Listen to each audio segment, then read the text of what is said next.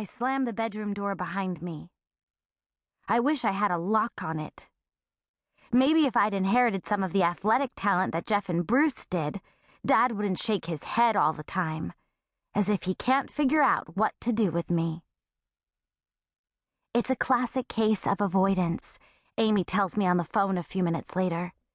You were just a baby when your mom died, and nobody talks about her. That's why you're upset. But it's so romantic that he's remarrying. Amy's parents sent her to therapy in 6th grade because she seemed depressed. Her therapist always had a sizzling romance novel on her desk.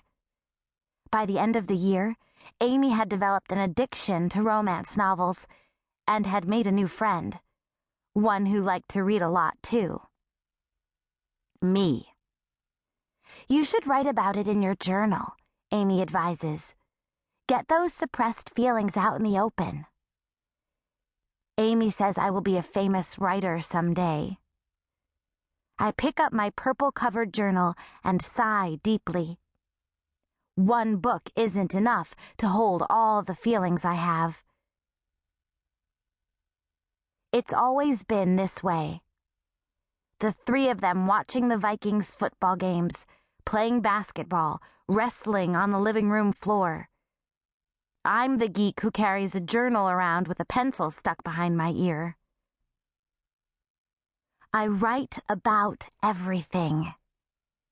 The twinkle of lightning bugs against a darkening summer sky, a rose wilting beneath a layer of fresh snow, and of course my favorite author, Harper Lee. Jeff says I'm a freak, I whimper, waiting for Amy to come to my defense. She doesn't say anything for several seconds, which seems like forever on the phone. I imagine Amy fluffing her puffy bangs and flipping her dark curly hair held back with a banana clip, trying to come up with a believable lie. Jeff would be nicer if you didn't act like a lowly sophomore, she finally says. We're not in junior high anymore. You're just taking his side because you have a crush on him, I say. Believe me, you don't want to date a guy whose nickname is Maniac. Amy's voice is firm. Erin, I'm telling you this because I'm your friend. Maybe you should ditch the book. I glance at my mother's worn paperback. It's the only history I have of my mom. Her favorite book, the one she kept with her all through high school and college and even after she was married. The book in which she wrote little notes such as, I love this part, and Scout's father, Atticus, was more than a man.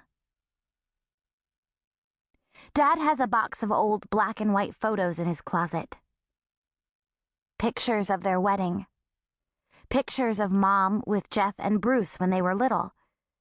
Not much else to remind us that she existed. I shake my head. I'd rather quit school than get rid of Mockingbird. Her voice rises. How can you say that? If you want to be a writer, you have to finish high school. Face it, Erin, your obsession with that book is kinda weird.